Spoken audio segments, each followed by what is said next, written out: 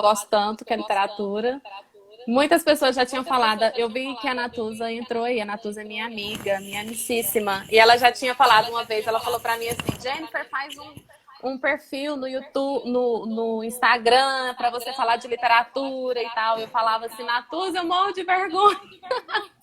Eu não sei se eu vou conseguir, mas quando você me fez o convite, eu fiquei muito feliz, porque eu falei, olha, eu vou poder falar de uma coisa que eu gosto tanto, que eu acredito que pode contribuir muito com as famílias desse momento, né?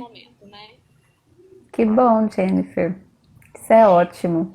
Então, a minha formação, como você já falou, eu sou formada em letras, assim como você também, né? Então, estamos aí nessa área da língua portuguesa, mas a minha paixão é a literatura, né? É a coisa que a gente faz, assim, com amor, com prazer mesmo. Eu gosto da aula de gramática, de redação, mas quando eu vou falar de literatura, a gente fala com o coração mesmo, porque é uma coisa que a gente vivencia todos os dias, né? Então, é muito bom, eu gosto muito.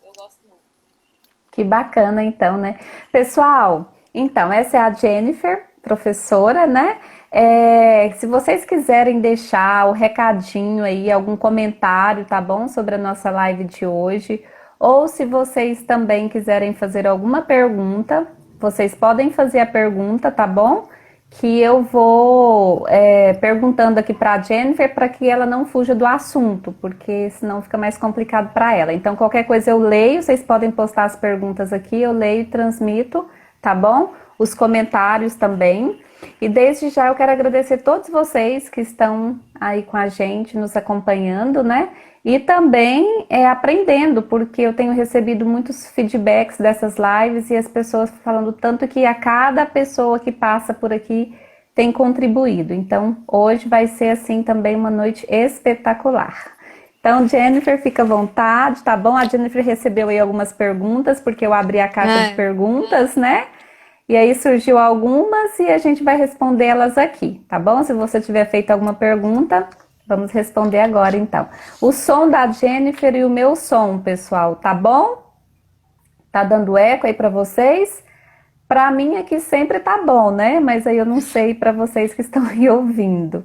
A gente vai continuar falando e aí vocês vão se posicionando. Se tá bom, coloca um dedinho aí, por favor, tá bem? Obrigada. Vamos lá então?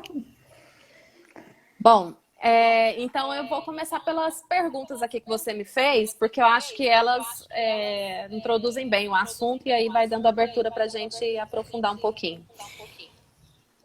Começando falando desse tempo, né, que nós estamos vivendo agora de pandemia. E que é um tempo assim que mudou a rotina na vida de todas as pessoas, né? Aqui em casa mesmo, nós tivemos que readaptar tudo, porque as escolas continuam funcionando, né? Os estudos não podem parar realmente. E eu tenho duas crianças em casa, né? Tenho o Heitor de 6 anos e a Alice, que fez 3 aninhos esse mês. Então, assim, a gente teve que readaptar tudo. Mas uma coisa que eu acho que pode ser muito favorável nesse momento é essa questão da família, né? As famílias começarem a participar mais mesmo de forma efetiva na educação das crianças.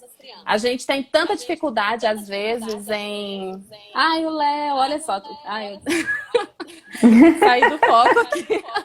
Tô vendo aqui meu colega lá do Colégio Alfa, o Léo. Obrigada, Léo, por estar participando aí. É, então, é, então eu percebi bastante assim essa possibilidade de participar mais da educação dos meus filhos em geral. Então, não vou falar aqui só como professora, eu quero falar como mãe também, porque eu acho que é um momento que as famílias realmente elas vão perceber como é esse trabalho dos professores, porque de certa forma a gente está sendo um pouco professor dos nossos filhos também, né? E a leitura, gente, a leitura é tudo, né? A leitura, ela nos permite entrar em outros mundos, entrar em outros lugares, em outras épocas, em outras vivências. Ela nos permite viver a experiência do outro, né? E isso é maravilhoso.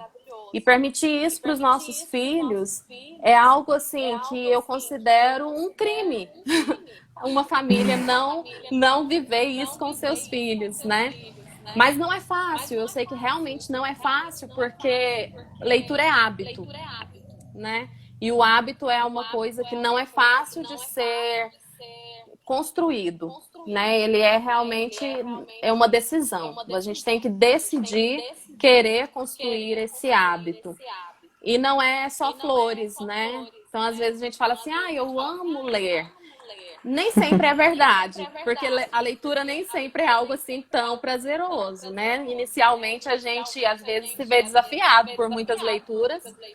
Eu, por diversas vezes, peguei livros que eu não finalizei e depois de muito tempo, né? Depois de muito tempo, decidi, não, eu quero finalizar esse livro, eu quero entender o que essa história tem para me dizer. E aí a gente vai se educando e construindo mesmo essa experiência. E aí a primeira pergunta aqui que você tinha me mandado, ela diz assim, como você tem feito para transmitir seus conteúdos aos alunos? É viável essa tecnologia no período de isolamento? Acho que foi isso, né? Isso. Então, não tem sido fácil, né? E não, a gente não pode dizer que essas tecnologias que nós temos utilizado, muitas escolas têm utilizado aulas por videoconferência, né? Outras têm utilizado material impresso e aí a gente manda para os alunos. Mas, em geral, eu acredito que esse ensino ele só vai ser efetivo realmente se nós aprendermos a participar, nós como pais, decidirmos ajudar os nossos filhos a não perder esse ano. Eu acredito que esse ano ele é um aprendizado verdadeiro. Porque o que a gente tem de costume na escola tradicional é que o professor ele é aquele que detém o conhecimento, né? E a gente vai para a sala de aula. E o professor ele precisa saber tudo e automaticamente eu passo aquilo para os meus alunos e considero que eu aprendi. E a gente sabe que hoje existem estudos que comprovam que os alunos eles aprendem muito mais quando ele sozinho constrói o conhecimento. Então, a partir do momento que ele decide aprender um determinado conteúdo e ele vai pesquisar sobre esse assunto e ele vai se questionar sobre aquelas fontes em que ele está pesquisando aquele assunto e aí depois ele tem que explicar isso para alguém, a gente sabe que essa forma ela é muito mais efetiva do que uma aula tradicional, que um professor chega e te fala tudo e você só faz um exercício, depois faz uma prova e muitas vezes depois você esquece tudo que você fez naquela prova, né? Com certeza. E a leitura, ela nos permite isso, né? Então, por exemplo, quando eu vou estudar sobre um determinado... Esse ano eu estou no ensino médio, né? Somente no ensino médio. Mas, como eu tinha te falado, de 2013 até o ano passado, no colégio em que eu estava trabalhando, eu estava com turmas de 6º ano até o 3º ano do ensino médio. Então, foi uma experiência maravilhosa para mim. Porque eu pude construir com os alunos esse hábito de leitura. Então, assim, a gente tinha as leituras do 6º ano, do 7º ano, e eu sempre tentando introduzir a leitura de clássicos, a leitura de livros, às vezes mais desafiador, comparando com leituras de textos contemporâneos. E é o que a gente percebe. Esses alunos que foram meus desde lá do 6º ano, que chegaram no ensino médio, a gente percebe a capacidade deles, argumentativa, a capacidade de conseguir concluir um livro mais desafiador, né, a facilidade muito maior. E a gente sabe que existe um desnível, né? Não existe uma turma igual. Então, nós temos ali um aluno que ele realmente gosta de ler, a família incentiva, ele tem um ambiente legal de leitura em casa, ele tem a família que também lê, né? E aí a gente vê ele estudando ao lado de um aluno que às vezes não tem essas mesmas condições. E a gente percebe essa diferença lá no ensino médio. Quando ele chega e ele tem que se preparar então para exames de processo seletivo, eles são muito mais bem preparados, né? do que aqueles que não tiveram essas experiências. Então, o que eu tenho feito para transmitir esses conteúdos? É utilizado as ferramentas que realmente estão disponíveis aí, né? Videoconferência e videoaulas, né? E a gente disponibiliza o material e eles precisam ter a disciplina para poder estudar e devolver resultados, né? Então, aí ela fala assim, essa pergunta diz assim, essa tecnologia ela é viável nesse período? É igual a gente dizer, né? O isolamento e o uso de máscaras resolve o problema? Não, a gente precisava, na verdade, de um remédio, mas nós não temos. E no caso, eu poderia dizer que o que resolve mesmo é a aula presencial e a participação da família. E é consciência de cada um, né? Então, aquela família que é atenta à educação do seu filho e que realmente quer que esse ano seja um ano proveitoso, sim, para essa família será viável. Para aquelas famílias que acham que a educação está a cargo simplesmente do professor e que em casa ele não precisa participar tanto, então, para essa família não será viável. E isso é muito importante, né, Jennifer, nesse momento, porque assim a gente sabe o quanto é difícil para todos os professores ensinar essa questão do gosto pela leitura, do gosto, do prazer para fazer as tarefas, porque para a gente aprender e para a gente fazer tarefa, nós somos movidos pelo desejo. A gente precisa ter prazer naquilo. Se eu não tenho prazer, como que eu vou ter aprendizado? Então, eu preciso de algo que me dê prazer, eu preciso tudo aquilo que me dá prazer, eu aprendo mais rápido. No entanto, é as profissões, né? As pessoas às vezes estudam aí 4, 5 anos da vida delas, para depois, lá na frente, quando vão exercer a profissão, descobrir que não era aquilo que elas queriam e aí então vão trocar de profissão. Por quê? Porque eu preciso de um desejo, de algo que me mova para que eu possa aprender.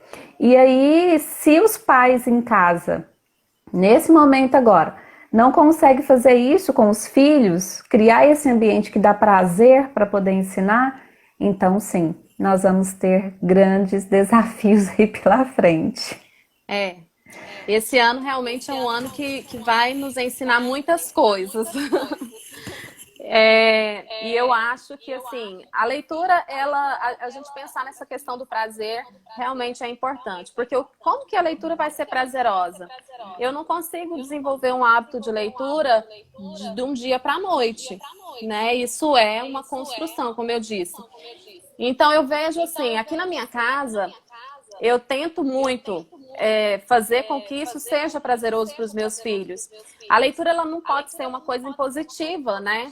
Então, se a gente deixa para se preparar, por exemplo, no caso dos alunos de ensino médio, que eles chegam lá, agora vão fazer o Enem e a gente precisa ler Memórias Póstumas de Brás Cubas, e a gente precisa ler a Divina Comédia, né? E são obras tão desafiadoras, muitas vezes. Se o aluno não tem hábito de leitura, se ele não leu por prazer, textos que ele gosta, textos de aventura, textos de romance, textos de ficção, como que ele vai conseguir realizar essa leitura tão desafiadora, né? Então, isso, eu até antes, sempre nos primeiros dias de aula, lá no mês de janeiro, eu levo para eles uma pesquisa muito interessante, um estudo científico que foi realizado, até abri aqui para eu poder falar, é a Fundação Nacional de Leitura Infantil. Eu acho maravilhoso. O resultado da pesquisa diz assim, que crianças de 0 a 5 anos, cada ano ouvindo historinhas e folheando livros, equivale a $50 mil a mais na sua futura renda. Acho muito interessante, muito interessante. Porque o que significa isso? A gente, na verdade, nós não conseguimos mensurar os resultados, né, que essa leitura pode gerar na nossa vida.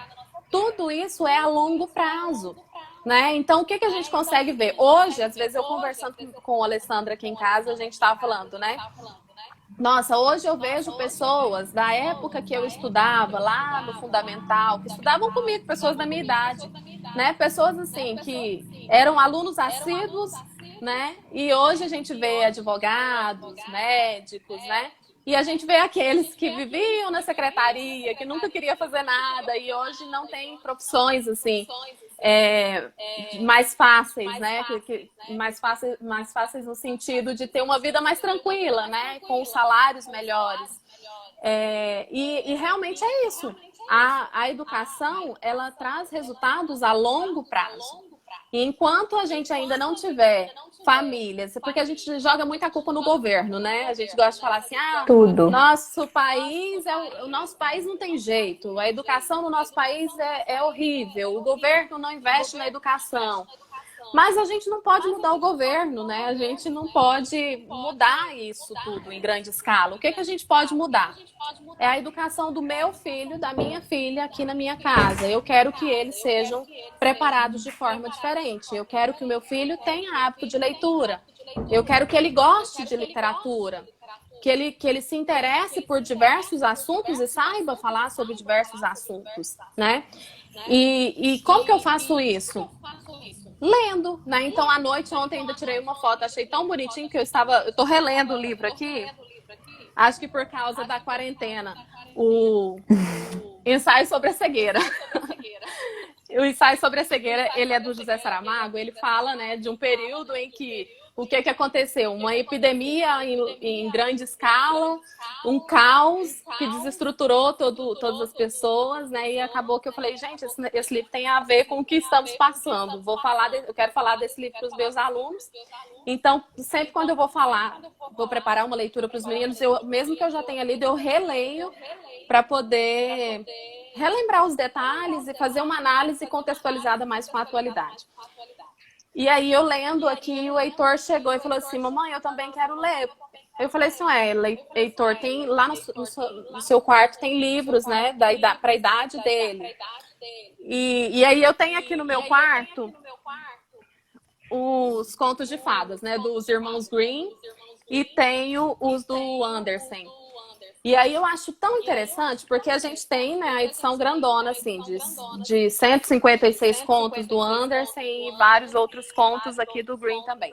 E ele gosta muito mais dos contos dos irmãos Grimm, que eu pensava que ele não ia gostar, porque são contos, às vezes, assustadores, né, que fala de morte, enfim.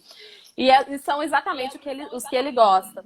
E ele está em período de alfabetização, então às vezes eu tomo um pouquinho de cuidado, porque eu sempre fico assim, Heitor, o que está escrito ali? Lê para mim, né? Então, para isso não ficar algo assim, eu não querer, ele não me ver como, minha mãe está querendo ser minha professora. Então, eu deixo assim, muito livre. O que você quer ler, leia, se você quiser. E ele sentou do meu lado e começou a ler a história, né? Eu achei tão interessante, porque eu vejo assim, que já é uma construção, né? É algo que nós estamos vivendo diariamente e que ele não vê aquilo como se eu estivesse tentando ensinar alguma coisa para ele. Para ele é muito natural, né? A gente tem essa vivência e eu já vejo resultados, né?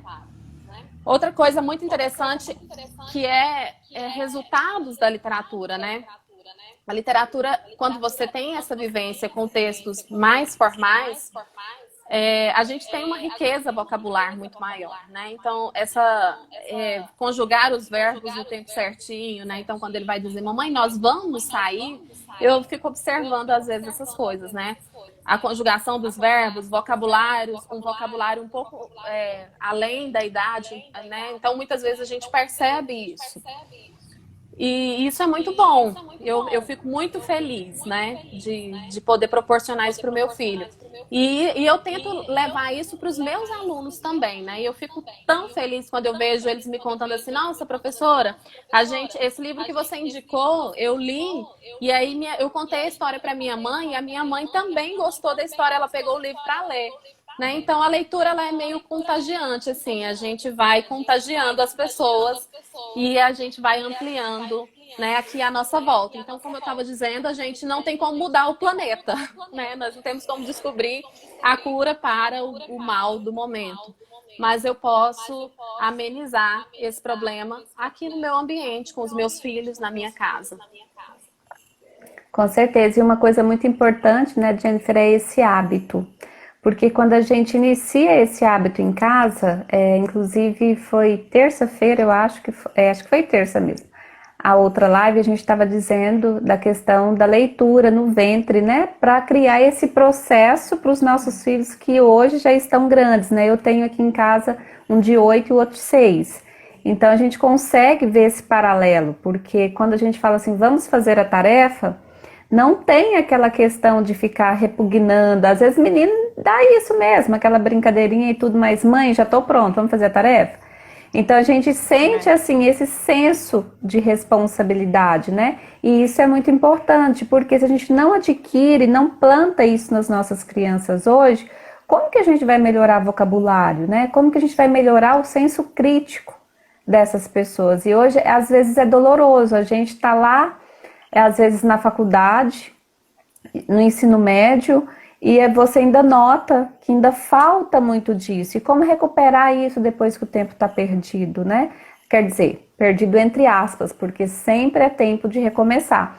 Mas daí você vai gastar um pouco mais de tempo. Então, essa alerta da gente realmente tentar ver o nível de aprendizado dos nossos filhos, o nível de leitura nesse momento agora de aprendizado para os nossos filhos, para essa formação desses leitores, né? Se a gente parasse hoje, aqui e agora, nesse momento, exatamente, com todo mundo que está aí assistindo a live, né? E a gente fosse perguntar assim, qual é o nível de leitura dos seus filhos dentro da sua casa? Às vezes a gente dá até um impacto, né? Porque a gente tem muitas famílias que não estão acostumadas com essa questão. Vou sentar ali e vou ler um livro. É mais fácil dizer, vou sentar ali e vou ligar a televisão. Muito mais fácil. E a gente a gente gosta de dar desculpas na vida da gente, né? Ah, não tenho tempo, ler demora muito, né? Enfim. Mas a gente tem tempo para ver televisão, né? Então, é muito complicado. É como eu disse, é decisão, né? Quando eu quero construir, eu ainda estou aqui tentando construir meu hábito de ter uma boa alimentação e praticar exercício físico. Não é fácil, né? E a literatura é a mesma coisa. Eu preciso ter a decisão. E para os meus alunos, eu falo muito assim, gente, você precisa criar uma rotina. Se obrigue a todos os dias, encontre na sua rotina um horário em que seja mais propício. Normalmente, para quem trabalha muito, para quem tem criança pequena, talvez esse horário é a hora de dormir. Né, a hora ali. E existem pesquisas também que mostram que as pessoas que às vezes vai dormir, fica ali mexendo no celular, fica assistindo alguma coisa na televisão, isso é tão ruim para o sono, né? Diminui a produção de melatonina, que vai te ajudar a ter um sono mais tranquilo. E a leitura, ela justamente é o contrário. Eu estava até vendo o Dr. Drauzio Varela falando sobre isso, né? Então, se você está com insônia, levantou no meio da noite, além de tomar um chazinho de camomila, é muito bom você pegar um livro, né? Pega um livro, começa a ler, coloca uma luz mais baixa e você vai perceber que o seu organismo, ele vai começar a produzir melatonina e você vai ter um sono mais tranquilo. Isso vai diminuir sua ansiedade, isso vai aumentar sua concentração. Então, é maravilhoso, gente. Ele diz assim, eu até compartilhei um vídeo esses dias dele falando que a literatura talvez é a ferramenta mais completa para a nossa formação humana e intelectual, né? Então, gente, leitura só tem pontos positivos, não tem efeitos colaterais. Só tem coisa boa. Isso é verdade. O difícil na vida do ser humano é essa leitura se tornar um hábito, né? É a gente criar hábitos de muitas coisas inconscientemente. Mas um hábito que você coloca na sua cabeça, né? Eu preciso ter um hábito disso, leva mais tempo, porque você já tomou consciência. Então é mais fácil eu ter um hábito inconscientemente do que com consciência. Então, mesmo que a gente saiba dessa consciência da leitura que nós precisamos ter, é preciso que a gente crie hábito, crie rotina, né?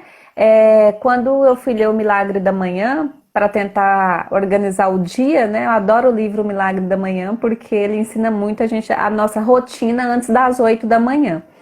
E aí eu falei, eu vou ler esse livro porque eu tô precisando me organizar com esses meninos antes das 8 da manhã, então. E aí o que acontece? É muito interessante, porque ele ensina a gente a ler, não pegar um livro e ler ele todo rápido, mas você lê 10 minutinhos toda manhã. Se você ler 10 minutinhos toda manhã, Então você vai conseguir ler aí uma média de um livro de 300 páginas mais ou menos no mês, 250 a 300 páginas no mês. Então isso não é difícil. Só que a Sim, gente não tem hábito. exatamente. Eu estava até vendo a pergunta aqui do Eber. Qual a sua dica, Jennifer, para criar um hábito de leitura? A dica, eu acho que é realmente isso: é eu me propor, encontrar um horário que seja legal para mim. E eu não posso tornar isso algo pesaroso, algo difícil, né? A partir do momento que eu vi que cheguei no limite, aquilo já está estafante para mim, então para, né? E é legal você. Eu tenho um caderninho que quando eu pego um livro novo, eu coloco assim: primeiro dia, capítulo 1, segundo dia, capítulo 2 e 3, capítulo, terceiro dia, páginas tal, tal, tal. E aí eu organizo ou por páginas e crio uma meta, né? De forma que isso não seja algo que vá levar muito tempo do meu dia, né? Então, isso dá para fazer às vezes em 20, 30 minutos. E aí eu paro, né? E continuo depois. Uma coisa que eu falo muito para os alunos também, quando eles vão começar a ler um livro, especialmente no ensino médio, quando eles têm que pegar clássicos da literatura, obras de uma linguagem às vezes mais complexa, de um tempo não tão contemporâneo. E aí eu explico para eles o seguinte: gente, esse livro ele vai ser desafiador. E o que eu indico? A partir do momento que você começar a perceber, eu já não sei mais em que ponto da história que eu tô, vou voltar. Não volte. Eu peço para não voltar. Porque o que acontece? Quando eu volto, aquela leitura vai ficando maçante e eu não consigo progredir com o livro. E quando eu continuo a leitura, eu percebo que lá na frente eu já entrei na história, eu já estou mergulhada naquilo ali. E eu já estou vivenciando ali o sofrimento da personagem, eu já estou sofrendo porque ela tem algum problema para ser resolvido e eu quero saber o que vai acontecer. É igual um filme. A gente às vezes vai começar a assistir um filme e a gente fala assim: esse filme tá tão chato, mas de repente você entra na história ali e você logo quer saber o que vai acontecer e quer assistir logo até o final. Então já aconteceu às vezes eu pegar um livro e eu ir dormir 2, 3 horas da manhã porque eu estava louca para saber o que vai acontecer no final da história, né? Mas isso é uma construção, porque lá no começo eu tive que desenvolver antes um relacionamento ali com aquela história para que eu pudesse realmente conseguir progredir. Então, acho que a dica é essa: é eu ter um horário e eu progredir. Eu ter uma meta e um cronograma ali mesmo de qual vai ser a minha dedicação naquele dia, o que daquele livro que eu vou ler e qual dia eu quero ter terminado esse livro. Tem um comentário aqui bem bacana da Cláudia: descobrir o gênero que você identifica mais e iniciar por esse gênero também pode criar o hábito. Sim, é verdade. Descobrir o gênero e também, principalmente para nós, família, para poder educar os nossos filhos, é encontrar livros apropriados para a idade. Porque às vezes a gente quer oferecer um livro que não é apropriado para aquela idade e aquilo vai ser pesaroso, vai ser cansativo e vai só criar resistência, né? E ler o gênero que você gosta realmente. Por exemplo, eu não tenho nenhuma empatia por livros de investigação, aqueles livros tipo Sherlock Holmes. Não é o meu estilo, não gosto, né? Já até aconteceu de eu ler por conta de alunos que gostavam e eu ficar intrigada de tanto às vezes eles falarem do livro e eu não saber o que tinha na história, e eu vou lá e leio para poder saber do que tem ali, mas não era o meu estilo. Então às vezes foi cansativo, para mim também foi muito cansativo. Mas realmente você tem que ler gêneros que você goste e livros apropriados para a idade. E é tão importante o quanto que essas leituras elas desenvolvem o poder da criação, né? Da imaginação. E isso não é só nos pequenininhos, quando a gente fala aí da educação infantil ou alfabetização, né? Isso é também para nós, como você disse aí, né? Vira horas tentando saber, igual série, quando você pega uma série muito boa, né? Às vezes você vai longe atrás do negócio, querendo saber qual que é o final, como é que faz, né? Então, assim, isso é bem bacana, porque da mesma forma como quando a gente descobre aquilo que a gente gosta, que é aquilo que a gente falava lá no início, né? O que me dá prazer. Aprender precisa dar prazer. né? E tem uma área da psicopedagogia da Sarah Paim que eu gosto muito, que ela diz o seguinte: o que é a aprendizagem para a psicopedagogia, né? Ela é o desejo, ela é o corpo, ela é o organismo e ela é a inteligência. Nós só aprendemos se tiver esses 4 funcionando bem. Se um estiver falhando aí no meio, a minha leitura então também não vai ser coerente. Então é por isso que a gente precisa realmente ter o desejo, saber realmente, né, se a gente está dentro daquilo, ter uma inteligência para compreender aquele livro que a gente pegou, porque às vezes você fica querendo tanto começar a leitura e aí você quer logo pegar uma coisa que às vezes é muito difícil, né? E aí isso te mata, porque você vai enrolar aquele livro ali por um bom tempo e não vai sair do lugar. Que coisa chata, não termina nunca. É verdade. Uma coisa que eu acho muito legal também, que até já respondendo aqui uma pergunta que eu recebi. O que você indica para as famílias nesse momento? Eu acho, assim, talvez não nesse momento exato, né? Mas uma coisa que eu faço muito aqui em casa é frequentar bibliotecas. Então, até pouco tempo atrás, eu não tinha, assim, muitos livros, eu não era muito de comprar livros, porque eu gostava muito de ir à biblioteca e poder ter à disposição aquele tanto de livros e poder escolher entre aquilo. Houve aí em Jussara, vocês têm, eu não sei se vocês têm aí o SESC com Não. biblioteca à disposição, mas aqui em Goiânia é um privilégio que nós temos.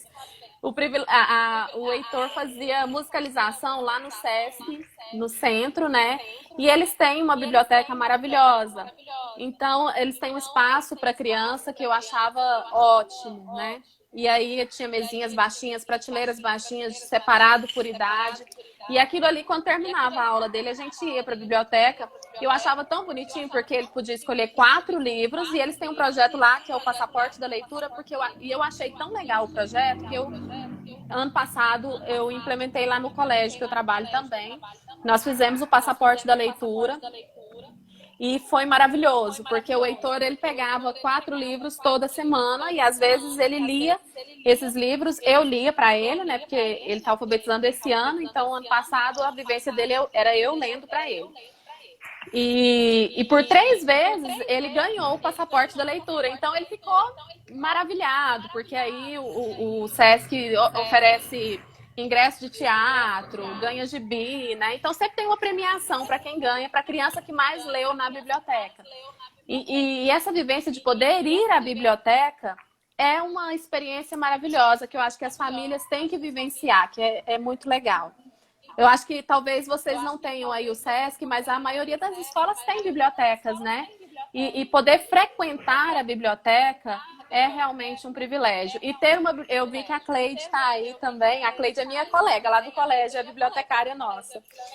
E ela é minha parceira. Eu acho que para os professores que estão assistindo e que trabalham com a literatura, ser parceiro da bibliotecária da escola é um privilégio. E a Cleide é minha parceirona, né? Então, todos os projetos que eu entro, eu vou lá e falo: Cleide, ó, os meninos vão vir buscar esse dado. E ela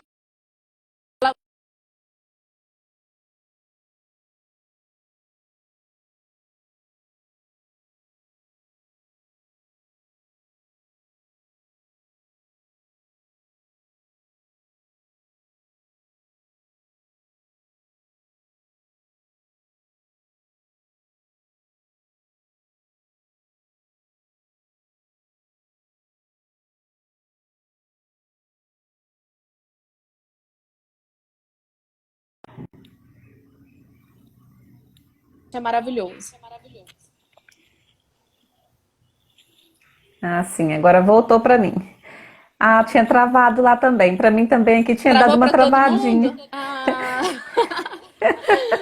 Achei que tinha sido só para mim, mas não, teve mais gente aí que travou. aqui não deu para eu ver. Eu vi que estava girando assim para você, mas eu estava falando, estava me ouvindo aqui. Então, mas Mas enfim, agora eu acredito que já parou. Era isso que eu tinha para dizer, né, em relação às bibliotecas. Sermos frequentadores de biblioteca e para quem é professor, ser parceiro, né, conseguir estabelecer esse relacionamento legal com a bibliotecária e fazer projetos em conjunto é algo maravilhoso, que traz muitos resultados. A criança, às vezes, a gente tem muita dificuldade, às vezes, nas escolas, porque muitas vezes os pais, por não terem esse hábito e essa consciência leitora, eles acham que é gastar dinheiro, comprar livro. Ah, lá vem aquela escola pedindo mais para comprar mais material. Né? E nem sempre a gente precisa comprar esses livros, né? Tem tantas bibliotecas à disposição e frequentar biblioteca é algo maravilhoso, é algo que a gente pode fazer sem gastar muito dinheiro e temos aí à disposição livros maravilhosos para poder ler. Verdade. E uma coisa muito importante é que a gente não pode deixar. Ainda bem que voltou, né, gente? Tá todo mundo falando aqui, voltou. Eu tô vendo. Graças a Deus, voltou, tá tudo bem. E é tão gratificante quando a gente passa por essa transformação da leitura e a família em casa consegue passar junto com a gente que é professor também, né? Porque é tudo uma via de mão dupla, né? Se a gente vai levar os alunos para uma biblioteca, automaticamente os pais têm que nos apoiar em casa também, né? Para depois acompanhar tudo isso aí direitinho, junto com a criança, né? Pegou o livro, tem que devolver, trabalhar essa responsabilidade, ou então vamos adquirir esse livro, nós temos condições de comprá-lo, porque senão a gente fica lá batalhando, levando o menino, conhecendo, fazendo um monte de coisa e depois não dá resultado. Morre, né? Exatamente. Então, o trabalho, o desenvolvimento do hábito de leitura, ele realmente é um trabalho em parceria. Eu acho que discutir esse assunto assim publicamente é algo assim, é uma contribuição social até, porque essa consciência de que a família ela precisa participar, que não é papel apenas do professor. O professor é um mediador, é aquele que vai ajudar a construir uma análise crítica, que vai te ajudar a ler as entrelinhas, mas ter o contato com a leitura é primeiramente papel da família. E se eu quero formar leitores para o futuro, né, gente, o que é que eu preciso? Eu preciso dar importância, aprimoramento, né, para essa questão da leitura, porque isso melhora consequentemente a minha escrita. Então, se eu quero melhorar de fato a minha escrita, não tem outro caminho, eu preciso ler. Eu preciso conseguir fazer esse feedback aí, porque a gente vê muitos pais cobrando da criança, escreve uma escrita tranquila, uma argumentação dentro de um texto, né? Mas a criança não tem com que argumentar. Ela não tem bagagem. Eu só sou capaz de argumentar a partir do momento que eu trago comigo uma bagagem, um conhecimento. Aí eu sou capaz de melhorar a minha interpretação, a minha escrita. E é um paralelo. Se a gente pergunta assim, o que vem primeiro, leitura ou escrita? Leitura? Leitura, né? Nós temos aí grandes cientistas com fundamentos muito embasados que garantem e comprovam. A leitura vem primeiro. Todo ser humano já nasce lendo, né? Vendo rótulos, dizendo o que é, fazendo letramento e tudo. Então, primeiro eu leio. E isso já é uma sequência de que a gente precisa tornar esse hábito assim diário na nossa vida. Porque se ele é uma coisa sequente, se eu já nasço lendo e se a primeira coisa que tem que acontecer na minha vida é a leitura, então eu preciso aprimorar a minha escrita a partir da leitura. Isso. E a leitura nos faz ter essa consciência também. Acho que ajuda muito, né, no processo ali de alfabetização. Quando a gente está, por exemplo, pegando um livro de poesia e a gente encontra ali a repetição dos sons, a consciência fonológica que isso gera, né, na criança, dela perceber, olha, está repetindo muito esse som, então toda vez que eu tenho esse foneminha aqui, ele vai produzir esse som. E eu escuto muito a professora do Heitor, porque eu tenho muito respeito em relação a isso. Eu sou formada em letras e eu sou professora da educação básica ali, do Fundamental 2 até o médio. As pedagogas são aquelas que realmente foram formadas para ensinar a base ali, a alfabetização. Então, às vezes, sempre quando eu vou à escola fazer algum questionamento ou saber alguma coisa, eu sempre vou assim com muito respeito. Olha, eu sei que eu sou professora, mas você é pedagoga. E eu sei que você tem essa formação. Mas a partir do momento que eu quero participar da escola e eu quero participar da formação do meu filho, eu preciso ter esse respeito, né, pelo trabalho do professor do meu filho. E eu vejo muito, eu respeito, tenho esse carinho especial pelos professores, pelas professoras dos meus filhos. E essa semana eu estava vendo a professora do Heitor falando, né, da consciência fonológica, que é uma coisa que eu trabalho muito assim. Eu tenho alguns livros e eu leio muito sobre isso. Eu acho maravilhoso, porque existem muitos debates em relação à educação tradicional, à educação construtivista, né? E essa consciência fonológica, eu acredito que ela é primordial. E a literatura, a poesia, os cordéis, né? Eles nos ajudam tanto nessa consciência. Eu acho tão legal. Hoje, até a Alice fez 3 aninhos esse mês e eu trouxe um livrinho aqui de poesias. Hoje eu fui lá na escola. E aí eu peguei com a Cleide, fui lá, Cleide, me dá aí um pouquinho, deixa eu levar uns livros lá para casa, porque os meninos estão sem aula e eu preciso ter histórias diferentes lá, e eu trouxe. E aí a gente às vezes brinca, né, de cada um vai aprender um versinho, falei para eles, cada um vai aprender um versinho e a gente vai fazer um teatrinho. E aí ali estava, mãe, vamos brincar de poesia? Eu achei tão legal que ela falando poesia, né? E aí eu percebendo assim que era realmente o que a professora do Heitor tinha falado quando a gente foi ler o poema aqui. E aí a gente viu que tinha um monte de palavrinhas escondidas dentro de uma única palavra e que dava para produzir outras palavras a partir dessa. Então, assim, isso através da leitura. E ali eu não estava. Eles não tinham noção de que eu estava tentando ensinar nada para eles, né? A gente estava se divertindo. Mas acredito que tenha ficado algo especial que no momento que ele estiver estudando, ele vai se lembrar. Porque isso é uma Isso é muito construção. e muito boa. Um exemplo bem bacana que eu tenho também é quando a gente vai sempre daqui para Goiânia, né? Eu e os meninos, a gente vai brincando de rima. Então, às vezes, meu marido, ele até fala assim, nossa, vocês não cansam, não? Porque não acaba essas palavras, não? Não acabam, não. Porque, assim, a questão da rima, então, como é uma brincadeira, tá dentro do carro, tá descontraído, né? Que entra nesse processo fonológico, então, bola, com o que rima? Bola, o som da bola, cola, mala. Então, acaba que a gente vai num processo, assim, gostoso. Agora vamos para a frase que rima.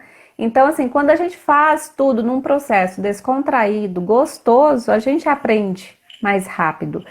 Tem um depoimento aqui mesmo, né? Eu só vim aprender depois dos 30 anos. Então, assim, não tem tempo para você encontrar esse prazer na sua vida, né? O importante é que você encontrou, independente se é antes dos 30 ou depois. Mas e que maravilha que tem alguém que tenha coragem de dizer isso, né?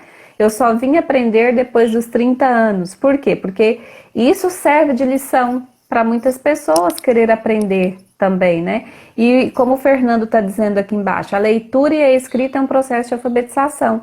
E essa alfabetização na nossa vida, ela é constante, né? E a gente precisa muito desse processo, dessa questão fonológica, quando a gente faz as brincadeiras de rima, quando a gente começa com as musiquinhas, né?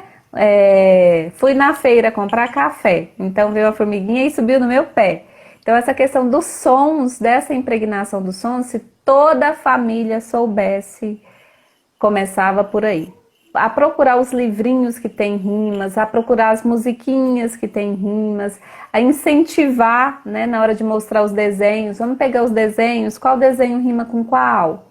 Porque isso faz com que eu pense, faz com que eu crie neuroplasticidade cerebral dentro da escrita, para que eu possa lá na frente, quando alguém me perguntar algo, saber dar o feedback disso. Então, é de suma importância tudo isso.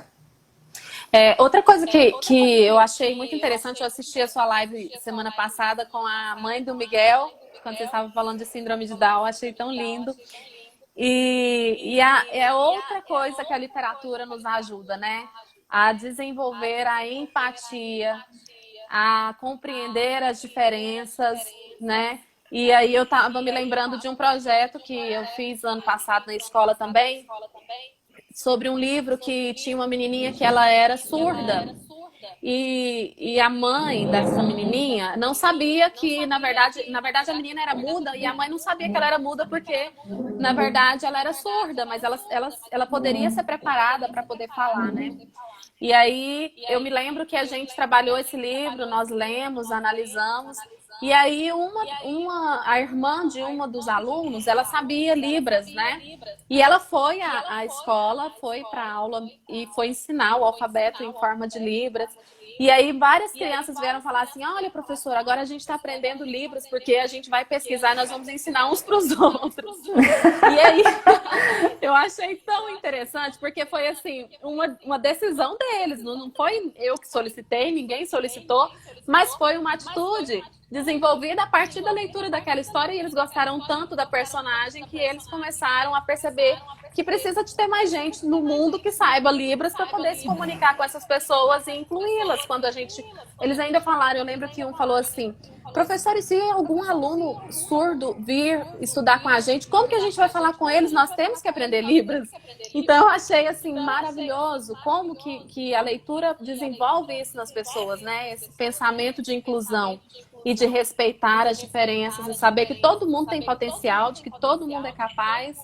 Mas eu não teria essa experiência porque eu não tenho nenhuma pessoa conhecida ou na minha família. Mas eu tive um personagem numa história que eu li e eu vivenciei a história dela através da leitura e a partir disso eu desenvolvi um pensamento crítico e tão importante na sociedade. Isso é tão importante porque Maurício de Souza fez um trabalho muito bonito, né? Porque eu sou da área da inclusão da cabeça ao pé. Então, Maurício de Souza ele fez um livrinho da inclusão social que retrata lá essa questão do mudo surdo, da cegueira, do síndrome de Down, bem bacana. E ele fez outro recentemente também com o André, né? O André é um autista e a historinha ficou muito bacana de ler. Muito gostosa, porque através daquelas tirinhas as crianças conseguem identificar os traços, né? E é bem rápido, o processo assimila mais rápido. Então não tem desculpa, de qualquer forma tem uma forma de leitura, tem outra forma de leitura que dá pra gente fazer um engajamento bem legal. Tem uma perguntinha aqui, você entende que devido à mudança de comportamento das famílias em razão do afastamento social, no retorno às aulas presenciais, os professores terão os alunos mais engajados na busca do conhecimento? Eu acredito, como eu falei lá no começo, né, que para as famílias que realmente estão participando, eu acho que nós teremos alunos que vão aprender pela pesquisa. Eu até tenho um livro aqui que se chama Educação pela Pesquisa, que é aquele estudo que eu te disse que fala que quando a gente aprende pesquisando por conta própria, a gente tem menos o professor ensinando e mais eu buscando esse conhecimento. Os resultados na produção de conhecimento é muitas vezes altíssimo, né? Então eu acredito que quando a gente voltar dessa pandemia, provavelmente as famílias vão ter aprendido mais como participar da educação dos filhos. Eu acho que os alunos também vão estar mais engajados, porque eles vão descobrir que eles aprendem muito mais quando eles vão atrás dessa produção de conhecimento. Então eu acredito que sim. Nós vamos ter mudanças maravilhosas depois dessa pandemia. Mas também acredito que vai ter gente que vai sair dessa pandemia do mesmo jeito que entrou, né? Porque, como eu disse, é uma decisão. Eu preciso me decidir a criar hábitos melhores na minha vida. Pessoal, eu sei que tá muito bom. Os comentários aqui, a gente tem bastante comentários, né? Mas a gente vai precisar encerrar a nossa live de hoje, porque aqui no Instagram a gente fica só por 1 hora. E aí faltam 4 minutinhos para essa nossa 1 hora já, né? Então, assim, foi um papo bem gostoso, descontraído, né? Se alguém tiver alguma perguntinha rápida e quiser deixar aí, se não tiver, a gente vai encerrando por aqui pra gente não sair sem se despedir. Então, assim, Jennifer, eu quero te agradecer bastante, tá bom? Pela sua colaboração, pela sua dedicação em estar aqui hoje. As pessoas estão dizendo aqui que gostou bastante. Pessoal, quem não teve tempo de assistir ou entrou depois que a gente já tinha iniciado, tá bom? Vai ficar disponível aí nos stories ao vivo por 24 horas. Então é só entrar até amanhã às 19h30 da noite, por aí, ela está disponível, tá bom? Tem tempo para vocês ir lá, olhar, porque tem gente que entrou aí do meio para o final e às vezes não conseguiu acompanhar o nosso assunto direitinho. Então, Jennifer, muitas bênçãos sobre você, que Deus te proteja, né? E te guarde, te livre de todo mal, porque a gente precisa muito Amém. de pessoas assim para que a gente possa construir um futuro melhor, tá bom? Ah, eu fico muito feliz, agradeço demais o convite, Kellen. Fiquei muito feliz de poder falar desse assunto tão maravilhoso. E espero que isso tudo tenha acontecido. Oh, o Alessandro tá falando um beijo do Heitor. Eles estão lá dentro do carro. Eu falei, eu vi que estava dando eco nas outras. Eu falei, eu acho que pode ser porque talvez tenha alguém muito perto assistindo com o celular. Vocês vão para longe. Eles estão lá dentro do carro, na garagem, assistindo. Mas Que enfim, eu bom. quero agradecer meus colegas. Eu vi aqui que a Flaviana, minha colega lá da escola, a Cleide, bibliotecária lá da escola, está assistindo. Uma aluninha minha maravilhosa que saiu do colégio ano passado e era minha aluna, assim, ó, comedora de livros, a Ellen Freitas. Eu vi que ela está aí. Então, eu quero agradecer todos os meus colegas, os meus amigos, meus parentes, todo mundo que está aí assistindo. Fiquei muito feliz mesmo de poder contribuir. E eu estou aqui, né? No que eu puder ajudar, eu fico muito feliz de poder contribuir. Meu marido é show, gente. Esses maridos, eu vou dizer uma coisa. Ai, gente. Eu fico Parabéns, rindo podem aqui, não fazer dá pra mais ler tudo. lives juntas. Ai, vamos Ai, fazer ai. parceria. Adorei, Kelly. Vamos fazer. Então, gente, obrigada. Começou a contagem aqui para mim, tá bom? Foi ótimo. Beijo, Jennifer, que Deus te Obrigada, abençoe. gente. Obrigada. Ai, Amém. uma foto, sorriso.